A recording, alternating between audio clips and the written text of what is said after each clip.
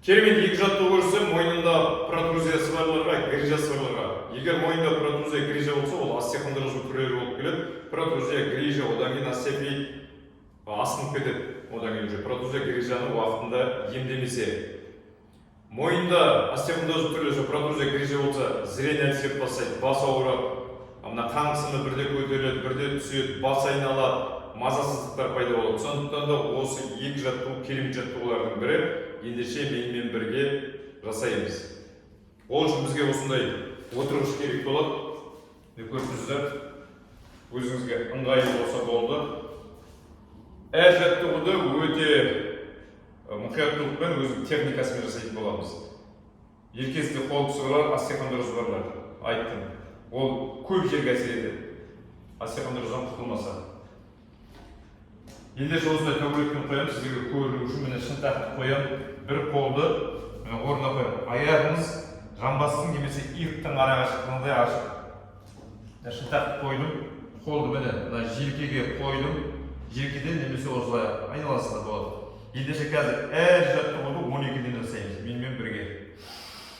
Осылай істегенде мұрнымызды жерге бағыттауымыз керек. Әр күнде шама-шарқыңыз бір бүкіл жетпеуі мүмкін. Ендеше осылай тұрып алдық, бастаймыз.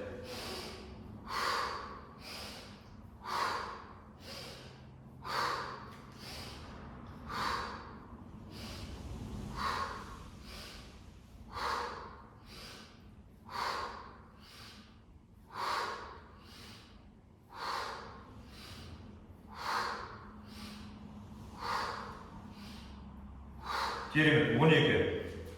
Енді мына жағынан көрсетіп, сіздерге көріну үшін екі жағында. Енді осы жағын қараймыз. Қараңыз, осылай қойдым. Шынтақты қойдым. Бұл жерде тек қол бүгіл қайтадан жазылады. Бетімізді жерге қарай бағыттаймыз. Шынтағымызды қойдым. Қолымызды қойып алдым. Аяқты жамбастың арашылай немесе иықтың арашылай аштым. Қолымызды желкеге қоямын немесе өзіңізге ыңғайлы жерге. Ендеше бастаймыз. 12 рет.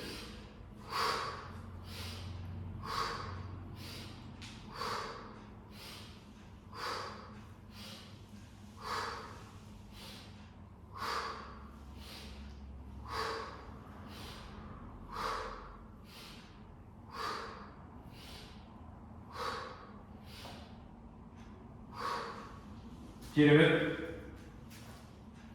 Келесі жаттығуымыз өте керемет жаттығу. Оны да біздер 12-ден жасаймыз. Қатып қалған заң жоқ, 12-ден 20-да жасауға болады. 8-ден жасауға болады депті, шама-шарқысы келгенше қиын болатын болса. Ол үшін осындай табуреттен аламыз. Күніне бір мезгіл болады, немесе екі мезгіл шама-шарқысы келгенше күніне аптасына 4 рет бесірет, немесе күнде жасауға болады. Бастап кезде бұшырттер ауырып жатса, аптасына 3 рет 4 рет жасаңыз. Осындай табуреттен алдық. Белімізді жауырын жақты, белімізді қойып, қолымызды тіредік. Қатты шалқайтпаймыз, есіңізде болсын. Давлениесі бар адамды шалқайтуға болмайды. Осылай алдық, ендеше 12 ретінде.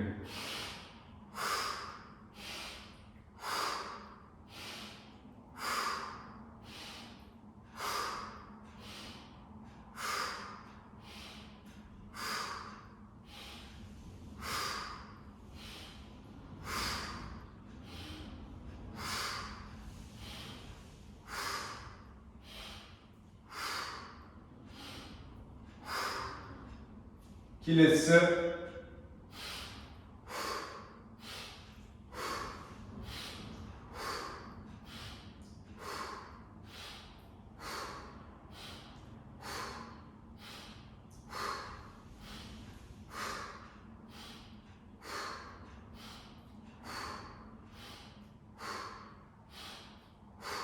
керемет. Болғаннан кейін жаймен жүреміз. Резкий движение жасамаймыз.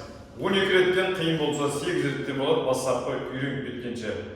Ендеше техникасын жасаңыз. Ұнаса лайк басыңыз, комментарий жасаңыз, каналды қолдап қойыңыз. Аман болайық.